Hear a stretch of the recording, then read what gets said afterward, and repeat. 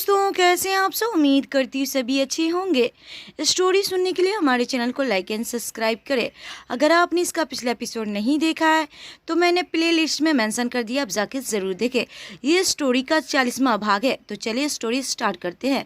अभी तक स्टोरी में आप लोगों ने देखा कि विराट और कायरा दोनों ही रो रहे थे। कायरा का तो समझ में आता है कि वो विराट के लिए रो रही थी, पर विराट क्यों रो रहा है ये कहना मुश्किल है, क्योंकि वो कायरा के लिए रो रहा है या भूपेंद्र के दिए हुए कागज़ के टुकड़े पर यकीन करके। खैर, शुरेंसी हाउस में सब लोग विराट के लिए परेशान थे कि वो सुबह से घर क्यों नहीं आया। अब वो फोन भी नहीं उठा रहा था। उस्मा का तो रो रो कर बुरा हाल हो गया था कि पता नहीं मेरे हंसते खेलते घर को किसकी नजर लग गई, कहाँ चला गया मेरा विराट। चन भी मन ही मन में बहुत घबरा रही थी, क्योंकि वर्षा के जाने के बाद विराट की हालत उससे छिपी नहीं थी। वो बस यही डर सताया जा रहा था कि पता नहीं विराट किस हाल में होगा। विवेक तो अभी तक इसी चीज में उलझा था कि कायरा ऐसे कैसे कर सकती है, क्योंकि 2 महीने से वो भी दोनों का प्यार देख रहा था, और अब अचानक से कायरा का यूं चले जाना, वो भी पैसे के लिए, बस यही बात उसे परेशान कर रही थी। भूपेंद्र उस वक्त कहीं गए थे, वो कहाँ गए थे किसी को पता नहीं था। दूसरी तरफ बारिश में भीगती हुई कायरा अभी भी प्रशांत का इंतजार कर रही थी। एक प्रशांत था जो अभी तक अपनी मीटिंग में उलझा था। उसे किसी की कोई फिक्र नहीं थी, कोई जिए मरे इस बात से उसे कोई फर्क नहीं पड़ता। तकरीबन 3 घंटे बाद उसकी मीटिंग खत्म होती है। वो डील साइन करता है। इन सब में रात के 11 बज गए थे। अब कहीं जाके उसके एम्प्लॉय को राहत की सांस ली थी कि चलो अब वो भी घर जा पाएंगे। प्रशांत अपनी गाड़ी में बैठता है और घर के लिए निकल जाता है। कायरा तो दूर दूर तक उसके दिमाग में नहीं थी। ठंड से कांपती कायरा वहीं दीवार से टेक लगा के बैठी हुई थी। खीर उड़ू कर खाली हो गई थी। अपनी भूख प्यास की तो फिक्र ही नहीं थी उसको। नजरें बस मेन गेट पे टिकी हुई थी कि अब भी प्रशांत आएगा, अब प्रशांत आएगा। ठीक उसी वक्त प्रशांत की गाड़ी बंगले में दाखिल होता है। कायरा में तो जैसे जान वापस आ गई हो। वो खुद को समेटते हुए किसी तरह उठती है। प्रशांत की नजर दूर से ही कायरा पे पड़ती है। उसे देखते ही प्रशांत का पारा गर्म हो जाता है। इस लड़की ने तो नाक में दम कर दिया है, क्या मुसीबत है। वो बहुत गुस्से से बोल रहा था। वो बहुत जोर से गाड़ी को ब्रेक मारता है, जिससे सभी नौकर को पता चल जाता है कि प्रशांत घर आ गया है। वो सब जल्दी जल्दी अपना काम करने लगते हैं। प्रशांत गाड़ी में से ही बाहर आता है। कायरा झट से उसके पास जाते हुए, सुनिए आपकी गाड़ी में मेरा। प्रशांत बीच में ही अपना हाथ दिखाकर रोकते हुए, दूर दूर रहो, पास आने की जरूरत नहीं। और ये क्या नाटक लगा रखा है तुमने। मेरे घर को कोई धर्मशाला समझ रखा है जो मुंह उठाकर यहाँ चली आई। खरात बट रहे हैं क्या यहाँ पर। प्रशांत बहुत ज्यादा गुस्से से बोलता है। कायरा में इतनी हिम्मत नहीं थी कि वो उससे बहस कर सके और ना उसे उलझना चाहती थी। प्रशांत जितने गुस्से से बोल रहा था, कायरा उतनी ही आराम से। देखिए, मुझमें कोई शौक नहीं है आपके घर में रहने का। जाने अनजाने में आपने मेरी जान बचाई है, मेरी मदद की है। इस बात का एहसान मैं जिंदगी भर नहीं भूलूंगी। बस एक एहसान और कर दीजिए। मेरा मंगलसूत्र आपकी गाड़ी के डिग्गी में रह गया है, प्लीज वो मुझे दे दीजिए। बस बंद करो अपनी। तुम जैसी लड़कियों को मैं अच्छे से जानता हूँ। किसी न किसी बहाने से मेरे घर में घुसने की कोशिश कर रही हो तुम। कोई सामान नहीं है तुम्हारा मेरी गाड़ी में। निकलो यहाँ से और दोबारा अपनी शक्ल मत दिखाना, वरना वरना क्या कर लेंगे आप। पीछे से एक महिला की आवाज आती है। प्रशांत पीछे मुड़कर देखता है। दादी, आप कब आई। वो आगे बढ़कर उसके पैर छूते हुए, महिला जिसका नाम शकुंतला था, जो कि आज सुबह अमेरिका से आई थी। ये थकावट की वजह से वो अपने कमरे में जाकर सो गई और सुबह प्रशांत से मिल नहीं पाए और न उन्हें कायरा के बारे में कुछ पता चला। पूरे दिन वो अपने कमरे से बाहर नहीं निकली। शकुंतला, बात मत बदलिए प्रशांत। किसी भी लड़की से बात करने का ये कौन सा तरीका है। क्या यही सिखाया है हमने आपको। वो गुस्से से बोलती है। प्रशांत कायरा की तरफ देखते हुए, आप इन लोगों को नहीं जानती दादी माँ। पहले तो पता नहीं कहाँ से मेरे गाड़ी में आ गई और आप कह रही है कि गाड़ी में सामान रह गया है। मैं सब समझ रहा हूँ, ये सब इसके पैसे अटने के बहाने हैं। शकुंतला कायरा की तरफ देखती है। बदले में कायरा, नहीं नहीं, मुझे कोई पैसे नहीं चाहिए। मेरा मंगलसूत्र इसके गाड़ी में गिर गया है, बस मुझे वही चाहिए, प्लीज वो मेरा दे दीजिए। ये कहते हुए वो रोने लगती है। पर प्रशांत तो ठहरा पत्थर। उस पर तो किसी चीज का कोई असर ही नहीं होता है, नहीं उसे किसी पर तरस आता है। ए लड़की, बकवास बंद करो अपनी। लगता है तुम ऐसे नहीं मानोगी। ये कहता वो अपना पर्स निकालता है और उसमें जितने पैसे थे सब कायरा के हाथ में रखते हुए, अब निकलो यहाँ से। नहीं, कहाँ कहाँ से चले आते हैं गवार लोग। वो अभी बोल ही रहा था कि तभी कायरा उसके पैसे वापस उसके हाथ में रखते हुए, गवार मैं नहीं, गवार तुम हो जो हर वक्त दूसरे को नीचा दिखाने में लगे रहते हो। समझते क्या हो तुम अपने आप को। हाँ, किस बात का घमंड है तुम्हें। किस बात की अकड़ लिए घूम रहे हो तुम। बड़े आदमी होगे तो अपने घर में होगे किसी के लिए कोई अच्छा काम नहीं कर रहे हो जो हर वक्त हर किसी को अपनी ये सो कॉल्ड अकड़ दिखाते रहते हो। कायरा भी उसे उसी की भाषा में जवाब देती है। घर के सारे नौकर आंखें फाड़े कायरा को देख रहे थे, यहाँ तक कि शकुंतला भी वही परेशान गुस्से से कायरा को घूर रहा था। शांत, यू इडियट! कायरा बीच में उसके हाथ से गाड़ी की चाबी छीन लेती है और डिग्गी खोलकर अपना मंगलसूत्र ढूंढने लगती है। ये सब इतनी जल्दी होता है कि प्रशांत को कुछ समझ ही नहीं आता। दूसरी तरफ भूपेंद्र घर वापस आता है। उसके आते ही उस्मा उसके पास जाकर रोते हुए, देखिए ना बाबूजी, विराट अब तक घर नहीं आया, सुबह से गायब है, फोन भी नहीं उठा रहा। मेरा तो दिल बहुत घबरा रहा है, कहीं वो अभी बोल ही रही थी कि तभी विराट अंदर आता है। उस्मा की नजर उस पर पड़ती है। वो भागकर उसके पास जाती है, उसके कंधे से पकड़ते हुए, तू कहाँ चला गया था? विराट, ऐसा कोई करता है क्या? यहाँ तेरी माँ की जान निकली जा रही थी। वो बेहद ज्यादा रोती हुई बोल रही थी। विराट कुछ नहीं बोलता, बस एक मूर्त की तरह खड़ा रहता है। कोई भाव नहीं थे उसके चेहरे पर। गुंजन एकटक उसे ही देख रही थी। साफ पता चल रहा था कि वो कितनी तकलीफ में है। उसकी लाल और सूजी हुई आंखें बता रही थी कि वो कितना रोया है, किस हद तक दर्द से गुजरा है। विराट कुछ नहीं बोलता और सीधा अपने कमरे में चला जाता है। उस्मा उसे जाते हुए देखती रह जाती है। उसे कुछ समझ ही में नहीं आता। उस्मा उसे आवाज लगाती रह जाती है पर वो नहीं सुनता। भूपेंद्र उसे थोड़ा वक्त अकेला छोड़ दो बहू, इतना बड़ा धोखा हुआ है उसके साथ, इतना बड़ा फरेब हुआ है, संभलने में वक्त तो लगेगा ही ना। जाओ अब अपना अपना काम करो। सब लोग अभी भी वहीं खड़े थे, भूपेंद्र सब पर गरजते हुए, सुना नहीं सबने? हमने क्या कहा? जाओ यहाँ से। उसके गुस्से को देखकर सब लोग वहां से चले जाते हैं। भूपेंद्र मन ही मन खुश होते हुए अब कल सुबह चलूंगा मैं अपनी अगली चाल, ये सोचते हुए अपने कमरे में चला जाता है। उधर कायरा की हरकत पे प्रशांत का पारा और भी गर्म हो जाता है। वो दंदनाता हो उसके पास जाता है, उस पर चिल्लाते हुए, हाउ डे यू, तुम्हारी हिम्मत कैसे हुई मेरी गाड़ी को टच करने की, मेरे हाथ से चाबी छीनने की? इसका अंजाम जानती हो तुम? प्रशांत गुस्से से आग उगलता हुआ बोल रहा था, पर कायरा को उसकी बातों से रत्ती भर फर्क नहीं पड़ रहा था। वो तो बस अपने विराट की निशानी ढूंढने में लगी हुई थी, जो कि अभी तक उसे मिली नहीं थी। उसके चेहरे पे बेचैनी साफ नजर आ रही थी। कितनी परेशान हो गई थी वो, यहाँ तक कि उसकी आंखों से आंसू बहने लगे थे। वो खुद से ही, कहाँ गया? अगर यहाँ नहीं है तो मैं कहाँ ढूंढूं? मैं इतनी लापरवाह कैसे हो सकती हूँ? मैं ऐसे कैसे खो दी मैंने अपने विराट की निशानी? बस रोए जा रही थी और बोले जा रही थी। प्रशांत ये देखकर हैरान था कि इस लड़की को मेरी बात से कोई फर्क ही नहीं पड़ रहा। आखिर ऐसी कौन सी चीज है इसके लिए इतना मेलोड्रामा कर रही है?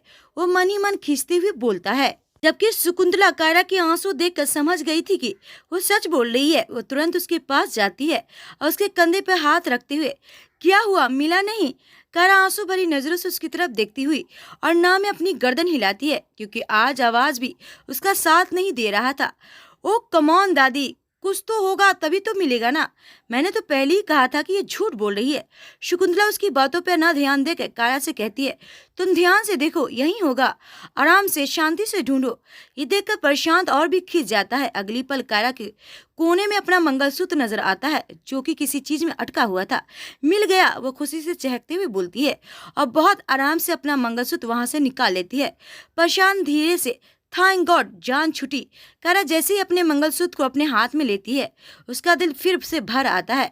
विराट की यादें फिर से उसे घेर लेती है। विराट के साथ बिताए प्यार भरे लम्हे उसकी आंखों के सामने घूमने लगते हैं। अगली पल उसे सब याद आ जाता है कि भूपेंद्र ने उसके साथ क्या किया, उसके प्यार को, उसके विराट को उसकी जिंदगी से उससे दूर कर दिया। ये याद आते ही अपना मंगलसूत्र अपने सीने से लगाकर फूट फूट कर रोने लगती है। प्रशांत को इन्हीं चीज से चिढ़ होती है, क्योंकि उसे खुद के अंदर कोई एहसास नहीं थी, कोई फीलिंग नहीं थी, कोई जज्बात नहीं थे, इसीलिए उसे किसी दूसरे के जज्बात भी नजर नहीं आते थे। कायरा को रोते हुए देखकर वो भी चिढ़ जाता है और तबाक से बोलता है, काले मोती तो हैं जिसके लिए तुमने इतना बड़ा ड्रामा किया, डिस्गस्टिंग।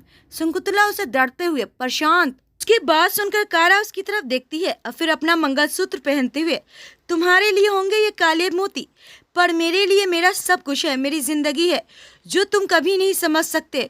ओहो, तो कहाँ है तुम्हारा सब कुछ? कहाँ है तुम्हारी जिंदगी? इस स्टूपिड से मंगलसूत्र के लिए तुम सुबह से यहाँ पड़ी हो, बारिश में भीग रही हो, पर किसके लिए? कहाँ है तुम्हारा वो सोकल्ड पति, जिसे तुम्हारी जरा भी फिक्र नहीं, जिसे यहाँ तक ये नहीं पता कि उसकी वाइफ कहाँ है? इससे घटिया इंसान के लिए सबसे पहले कि वो अपनी बात पूरी करता तभी चटाक करके एक चाटा उसके मुंह पे पड़ता है जो कि कायरा ने मारा था। ये देखकर उसकी आंखें हैरानी से फैल जाती है। सारे नौकर एक दूसरे को देखने लगते हैं। शकुंतला बस कायरा को देखी जा रही थी और प्रशांत के तो कहने ही क्या, कोई उसे टच करे ये बात वो बर्दाश्त नहीं करता था। और यहाँ तो कायरा ने उसे थप्पड़ मार दिया। उसका हाथ खुद ब खुद उसके गाल पे चला जाता है। आंखों में अंगारे उतर आते हैं। इससे पहले कि वो अपना गुस्सा कायरा पे निकलता उससे पहले ही कायरा उस पर चिल्लाते हुए, हाउ डे यू, तुम्हारी हिम्मत कैसे हुई मेरे हस्बैंड के बारे में ऐसे बोलने की, उनके बारे में ऐसे सोचने की भी, वो क्या है क्या नहीं, तुम जैसा पत्थर इंसान कभी नहीं समझ सकता किसी को बिना जाने उसके बारे में ऐसी राय बनाना। प्रशांत बीच में ही उसकी बात काटते हुए बेहद गुस्से से, मुझे किसी के बारे में जानने की और उसके बारे में राय बनाने की कोई जरूरत नहीं है।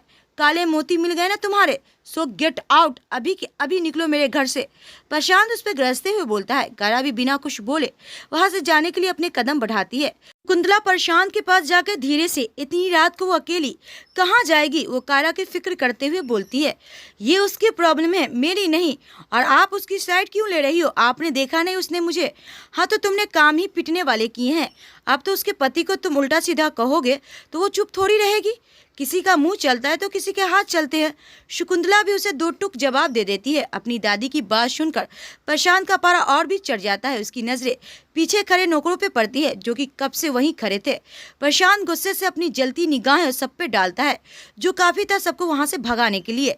वो सब तुरंत अपना अपना काम करने लगते हैं। प्रशांत देखता है कि कायरा वहां से चली गई है। वो भी अंदर जाने लगता है जबकि शकुंतला को कायरा के लिए बुरा लग रहा था। इससे पहले कि प्रशांत अंदर जाता बाहर गेट पर खड़ा गार्ड भागकर अंदर आता है और शकुंतला को बताता है कि जो लड़की यहाँ से निकली है वो बाहर सड़क पर गिरकर बेहोश हो गई है।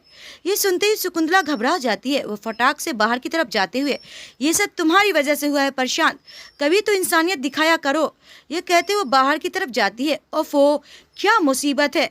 मन मारकर प्रशांत भी उसके पीछे जाता है। दूसरी तरफ विराट अपनी आंखें बंद की अपने कमरे में बैठा था। कायरा की बातें, उसकी नादानियां, उसकी मासूमियत, सब कुछ उसे याद आ रहे थे। उसकी आंखें बंद से भी आंसू बह रहे थे।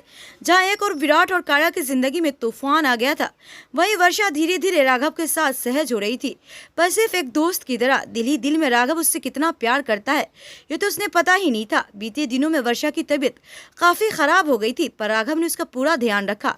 टाइम पे खाना पीना, टाइम पे दवाई और सबसे बड़ी बात, उसे हमेशा खुश रखने की कोशिश किया। ये राघव के प्यार का ही असर था कि अब वर्षा उसके साथ सहज हो गई थी। बेझिझक अपने दिल की बात उससे कहने लगी थी। रात का वक्त और श्रेया और वर्षा बैठे टीवी देख रहे थे। सुरेखा अपने कमरे में थी। वर्षा घड़ी देखते हुए, इतना टाइम हो गया है, राघव अभी तक क्यों नहीं आए? खाने का टाइम भी हो गया है। मामा मामा, पापा कब आएंगे? मुझे बहुत भूख लगी है। सिया उसके गले में अपनी छोटी छोटी बाहें डालते हुए बोलती है। वर्षा उसके गाल को खींचते हुए, सब पता है मुझे, तुम्हें फ्रिज में रखे केक की भूख लग रही है, पर बेटा जी केक तो आपको पूरा खाने के बाद ही मिलेगा। ये सुनकर सिया का चेहरा लटक जाता है। वर्षा, जाओ जल्दी से दादी को बुला कर लाओ, तब तक मैं खाना लगाती हूँ। सिया सुरेखा को बुलाने चली जाती है। पहले राघव जी को फोन करके पूछती हूँ कि कहाँ रह गए।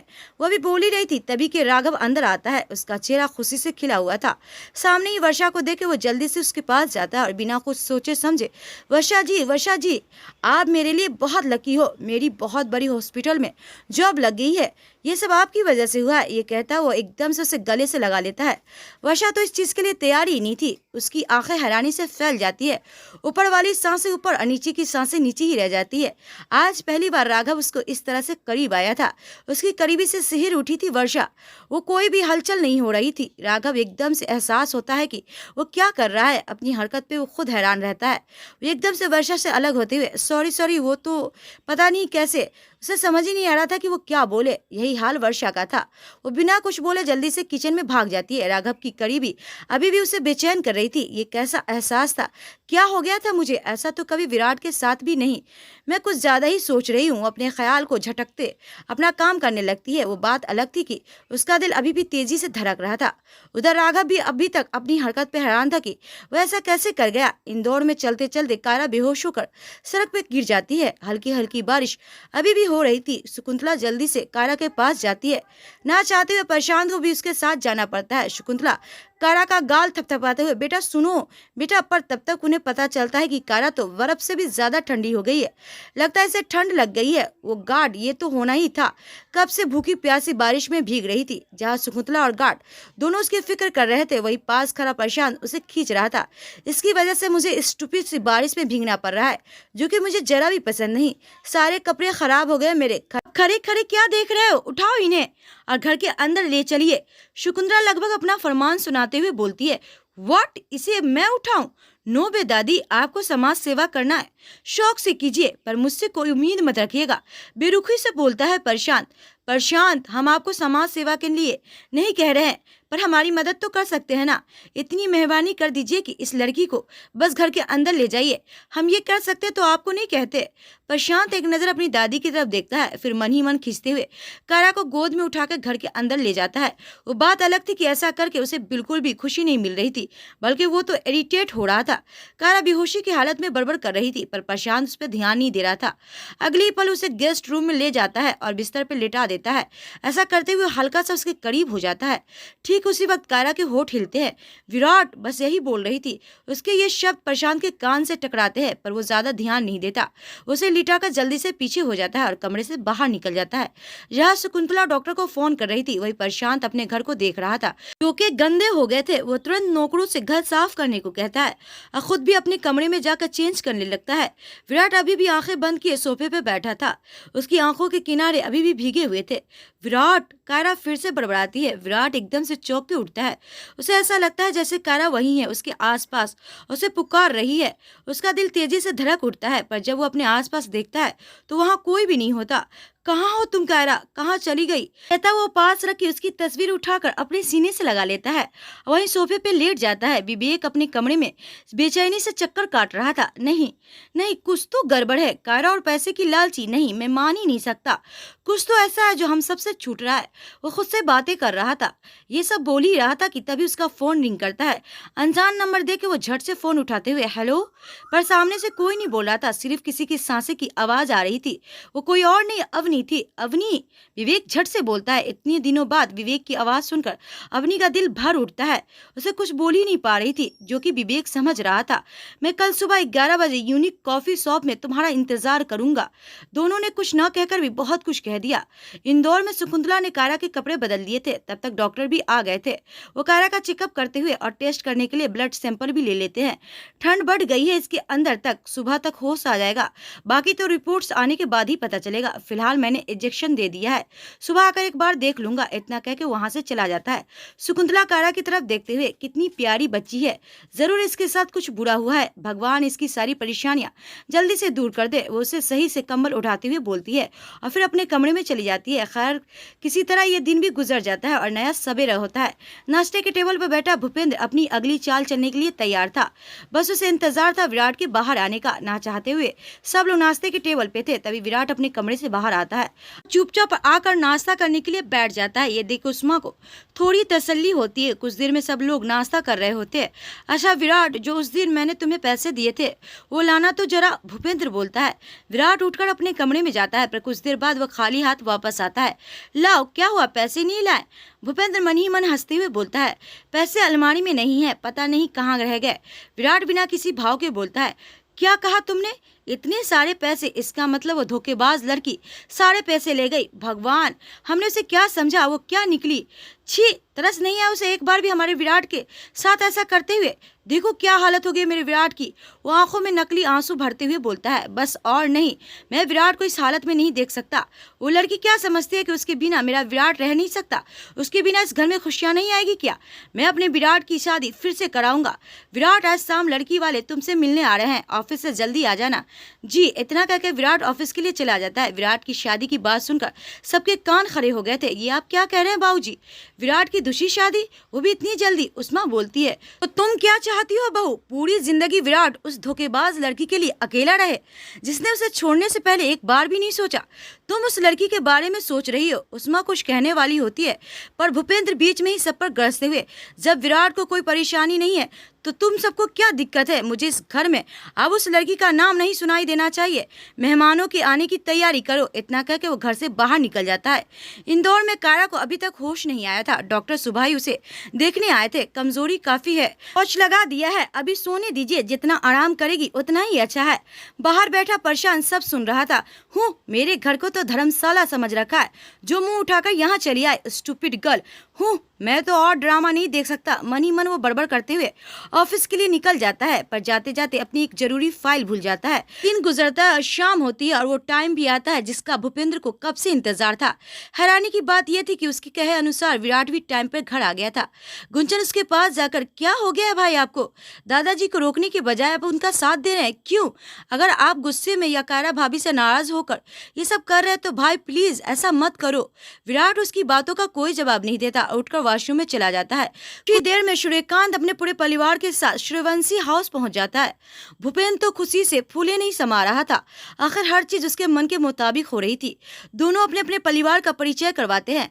विराट नहीं दिख रहा। सूर्यकांत इधर उधर देखते हुए बोलता है, बस वो आता ही होगा, लो आ गया। ये कहता हुआ भूपेंद्र जैसे ही विराट की तरफ देखता है तो हैरानी और गुस्से से आंखें बड़ी हो जाती है। उसके शर्ट के बटन खुले हुए थे, मुंह में सिगरेट दबाए हुए, होठों पे शरारती हंसी, बिखरे बाल, ऐसे कि वो सबको बीच आकर बैठ जाता है। उसे ऐसा देखकर वहां मौजूद हर शख्स उसे हैरानी से देख रहा था। तुम हो जो रिश्ते के लिए आए हो? वो सिगरेट के कस भरते हुए बोलता है। विराट तो सबको झटके पे झटके दे रहा था। भूपेंद्र तो शर्म के मारे नजरें ऊपर ही नहीं कर पा रहा था। श्रीकांत, हाँ हम रिश्ते के लिए आए हैं। बड़े बेकार लोग हो यार तुम, जो अपनी लड़की की शादी एक शादीशुदा लड़के से करवा रहे हो। लगता है अपनी बेटी से प्यार नहीं है तुम्हें। सुनते ही सूर्यकांत हैरानी से, क्या बकवास है ये? तुम शादीशुदा हो? भूपेंद्र जी, इतनी बड़ी बात आपने छुपाया। धोखा करना चाहते थे आप हमारे साथ? शर्म आनी चाहिए आपको। इससे पहले कि भूपेंद्र कुछ बोलता, विराट बीच में ही, ओहो, तो आपको ये बात पता नहीं है? अब तो पता चल गया ना, चलो अब निकलो यहाँ से। भूपेंद्र विराट पे चिल्लाता है, ये क्या तरीका है बात करने का? और कौन सी शादी की बात कर रहे हो तुम? कौन सी शादी? सच क्या है ये तुम भी जानते हो? अब विराट का दिमाग घूम जाता है, वो भी उतने ही गुस्से से। सच क्या है ये आप भी अच्छी तरह से जानते हैं। आपके दिए उस कागज के टुकड़े पे यकीन करूंगा मैं? कभी नहीं। आपने सोच भी कैसे लिया कि मैं कायरा पर विश्वास ना करके आपकी बात मानूंगा? कुछ ज्यादा ही सर चढ़ गई है वो लड़की तुम्हारे। भूपेंद्र बोलते हैं, वो तो मेरे रोम रोम में बसी है। इसके बाद वो भूपेंद्र के करीब जाकर गुस्से से दांत पींचकर, अपनी जिस इज्जत के लिए मेरे कायरा को मुझसे दूर किया है ना भूपेंद्र सूर्यवंशी, मैं उसी इज्जत की धज्जियां ना उड़ा दी तो मेरा नाम भी विराट सूर्यवंशी नहीं। ये सुनते ही भूपेंद्र का चेहरा सफेद पड़ जाता है। एक मिनट, विराट को सच पता है, पर कैसे? ये राज तो खुलेंगे अगले भाग में, तो देखते रहिए तरफ। मिलते हैं नेक्स्ट पार्ट में, तब तक के लिए नमस्ते।